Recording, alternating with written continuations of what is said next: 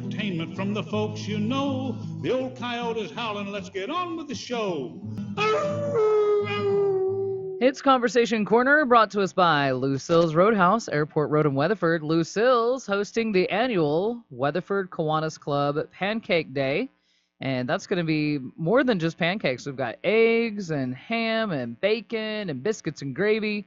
And Lucille's, they not only furnish their diner to us, but they also furnish the food. So 100% of the proceeds are going to worthwhile causes with Kiwanis. So big thanks to them. They're always doing wonderful things like that for us and for everybody. You know, Boy Scouts get to get in there and do that. And so anyway, that's this Saturday. It's $10 for adults and $5 for kids, and it's all you can eat. You should go, David Berrong, Mayor. Oh, yes. Mayor Berrong.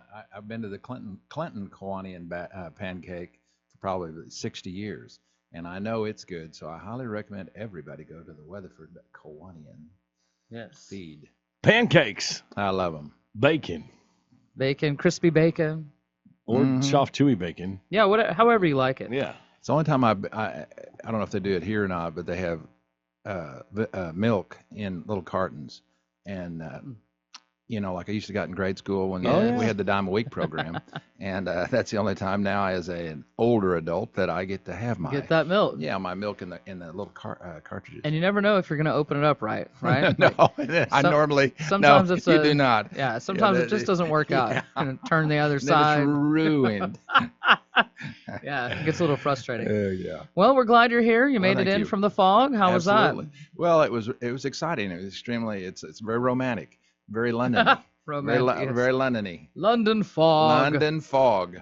All right. Well, we look forward to chatting in just a moment. Sure. The mayor of the town of Clinton, David Berrong, is our guest this morning on Conversation Corner, brought to us by Lucille's Roadhouse. What are you waiting for? ASAP has their 2020 refill mugs, and if you haven't heard, the deal is better than ever before. You can now not only get endless refills at any of the ASAP General Store locations, but you can also get free refills at Lucille's Roadhouse. That's right. Just take your mug with you to Lucille's, and you can get your drinks for free. But wait. It gets better. Right now, for a limited time, you can get 1,000 points back on your kickback card when you purchase the mug. That's $10 back. What are you waiting for? Go get your refill mug. Available at any ASAP store or grab one at Lucille's Roadhouse in Weatherford. This is what most people's heart rate sounds like when they're getting their taxes done. And this is what it sounds like when you file at H&R Block.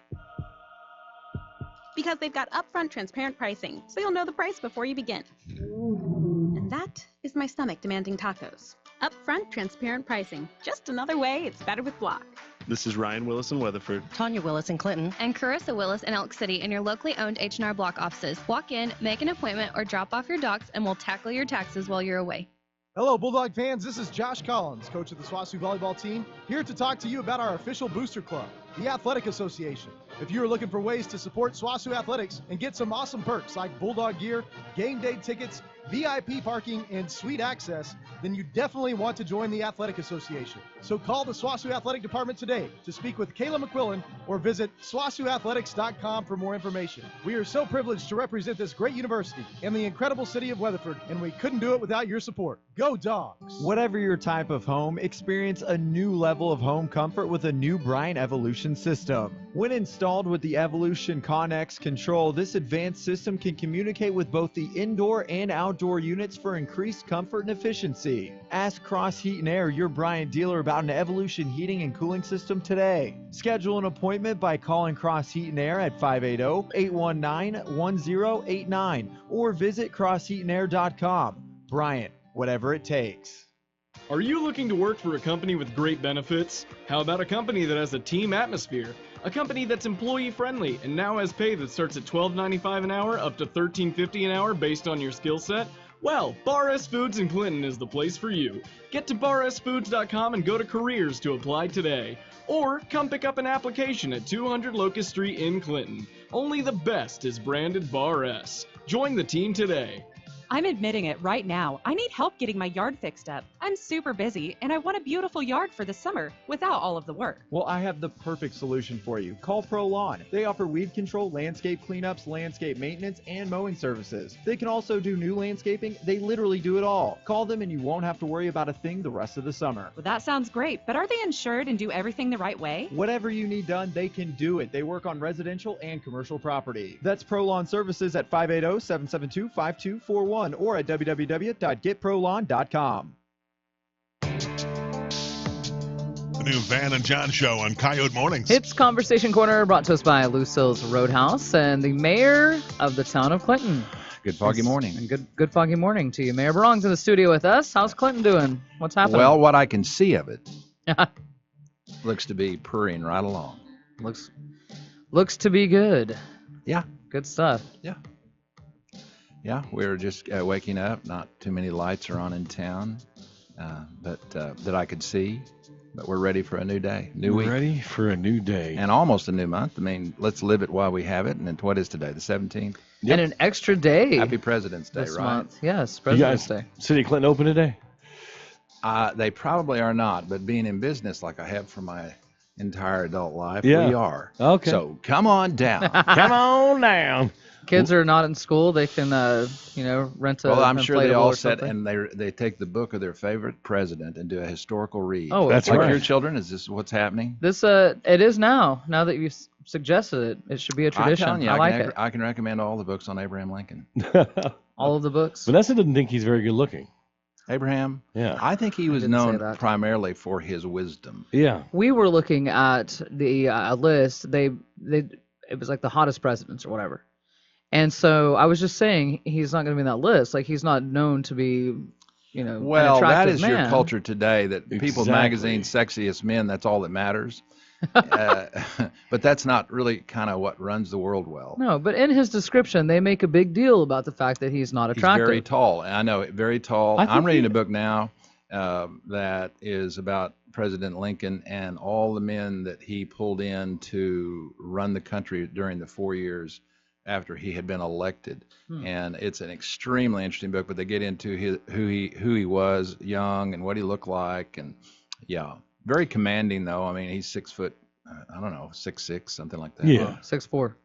6'4". But I will say, I don't think he's ugly. He's just not known to be a very attractive I president. think He's got a also he distinguished carries look. that what women always say they like, and that's a sense of humor. That's right. Oh, that's And a big deal. I believe that, as I understand it, President Lincoln had a sense of humor. Well, I'm sold then. Okay. It's too late though. He's been gone for a while. Yeah. I know.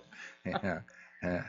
Let's talk about Clinton for a minute. We had some sad news coming out of the last election cycle, the school bond. Yeah, it's a mixed bag. My wife and I, we supported Right. the school bond issue.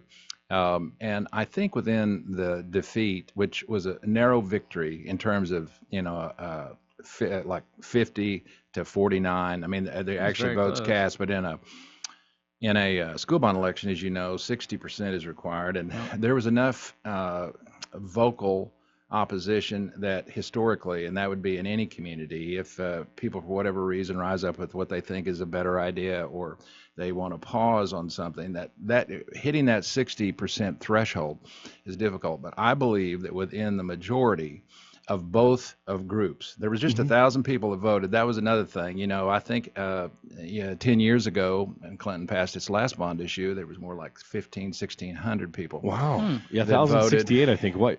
Huh? Yeah, I think there's like 1,068 this time. 1,068, and that was about 600 down. And I think participation, obviously, I'm not sure why, but I will tell you this. I believe that within a majority of people that are in Clinton and the Clinton school system, people realize that for a town to be quality and to actually be moving forward, you must be indebted to the schools. Right. You must have an ongoing obligation that you're paying through your ad valorem tax base. If you're not, then you're going backwards.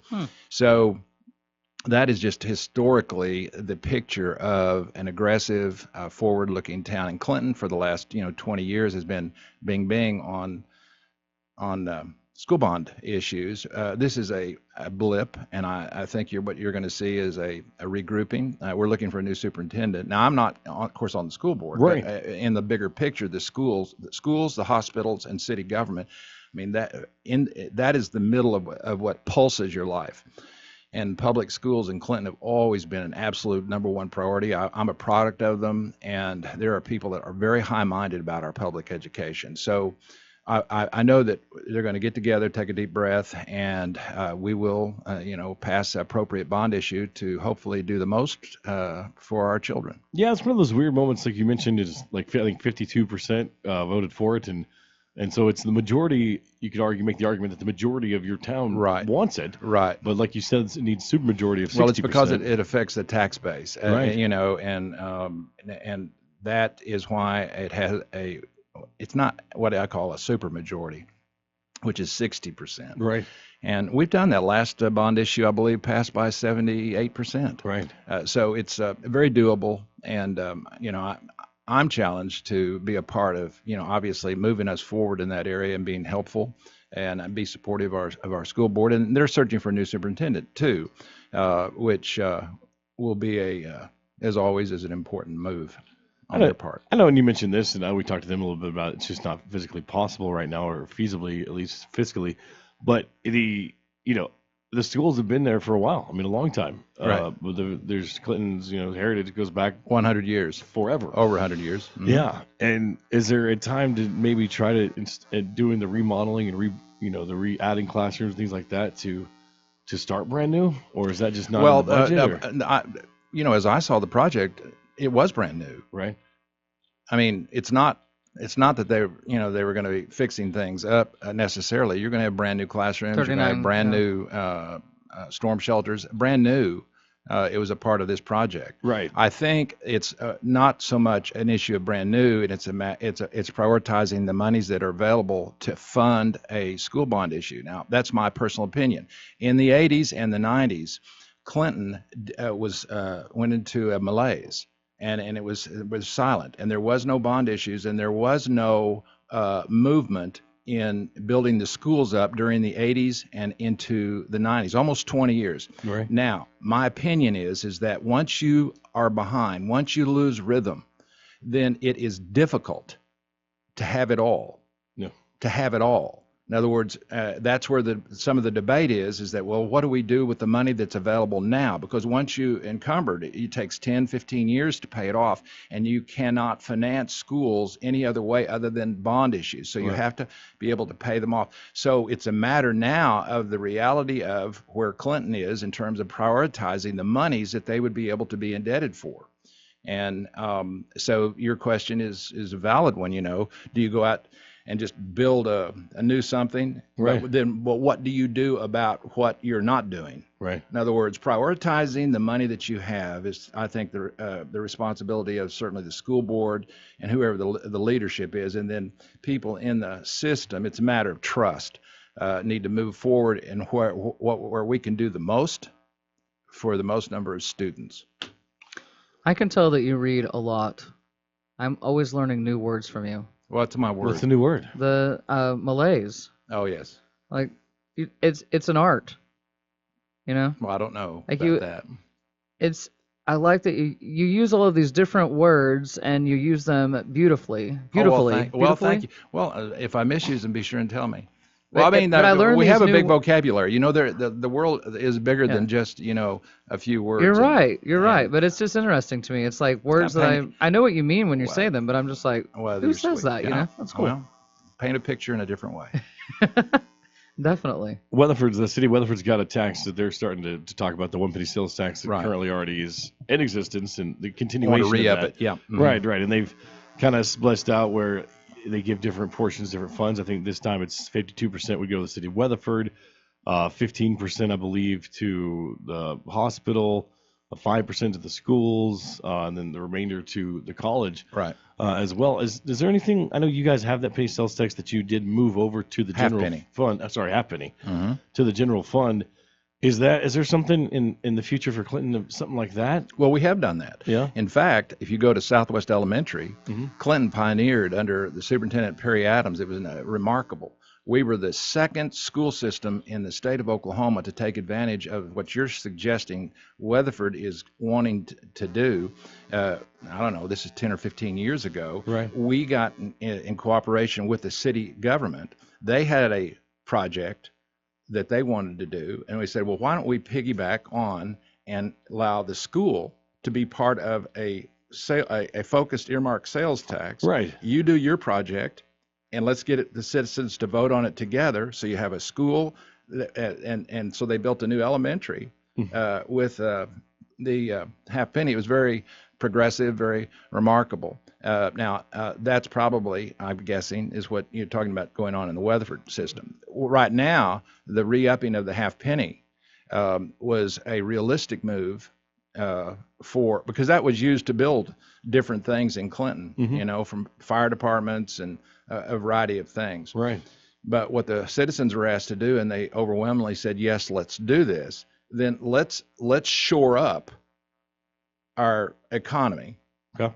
Shore it up because if you notice last month, Weatherford was down in sales tax, Clinton was down, Elk City was down. Yeah. And that roller coaster tends to have a baseline of continuum that is always there. And if we do not protect the city of Clinton in terms of its infrastructure and its policemen and that sort of thing, and then hoping for a better day, hoping for a day where our economy begins to grow. But John, in the short term, then that's why that halfpenny has going into the general fund to offset, a downturn that's been going on for 5 years in Clinton. Right. No, I'm with you there. And so that kind of helps just keep them afloat during the rough times, I guess. Is that?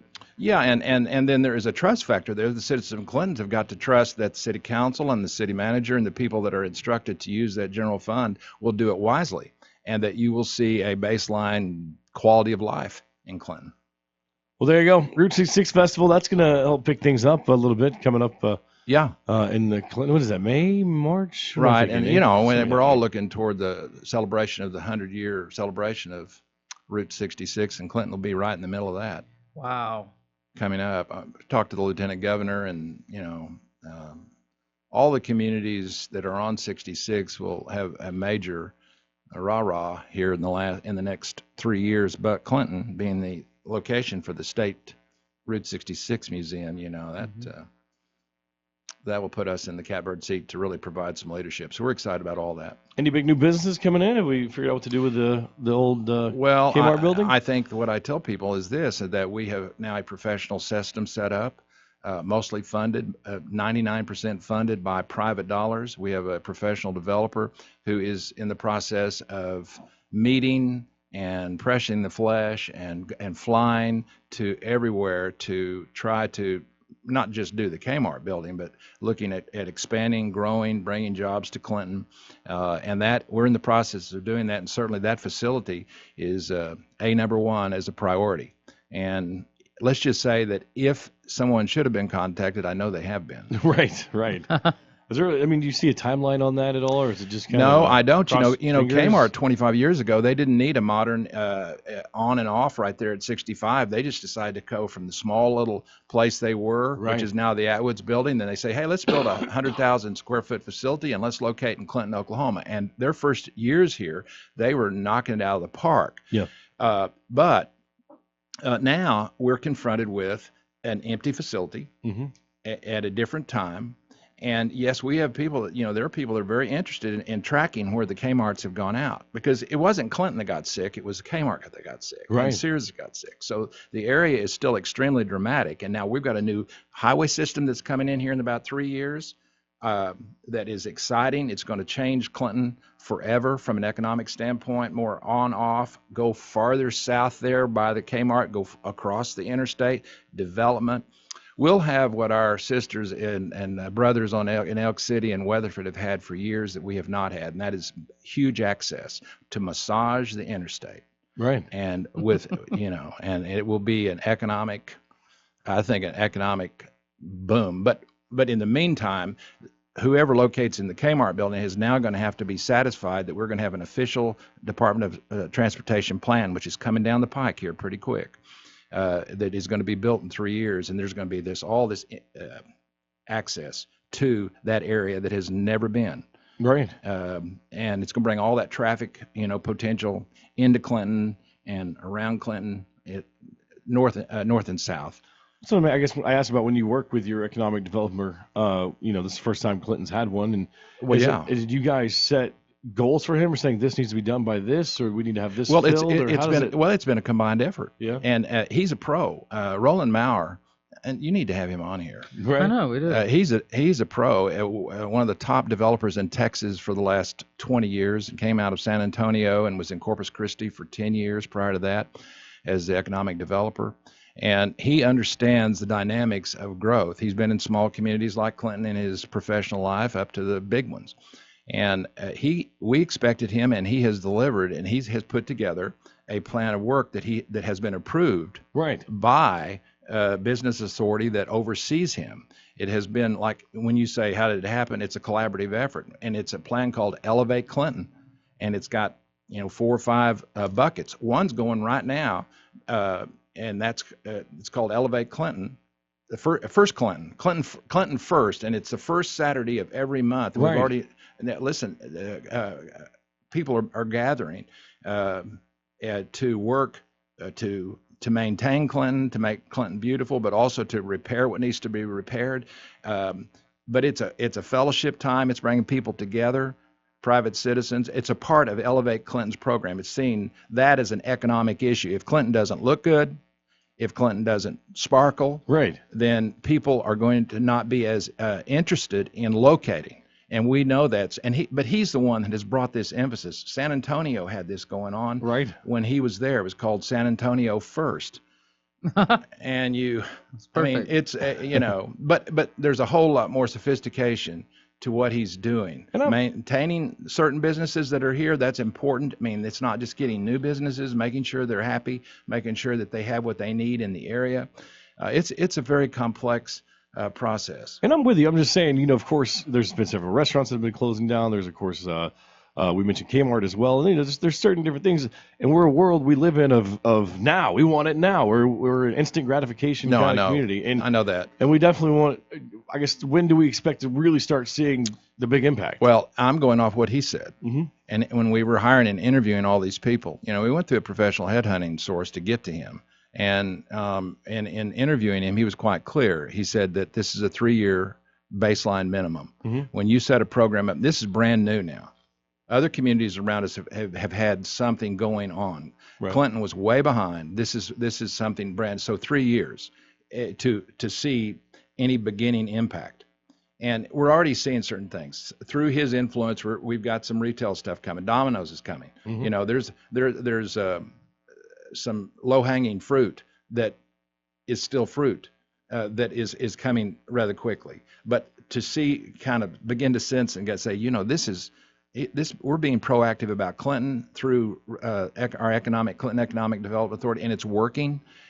But seeing it, John, I would caution people to look into that mirror of about 3 years. Mm-hmm. And this is the beginning of the 2nd year of the establishment of the organization.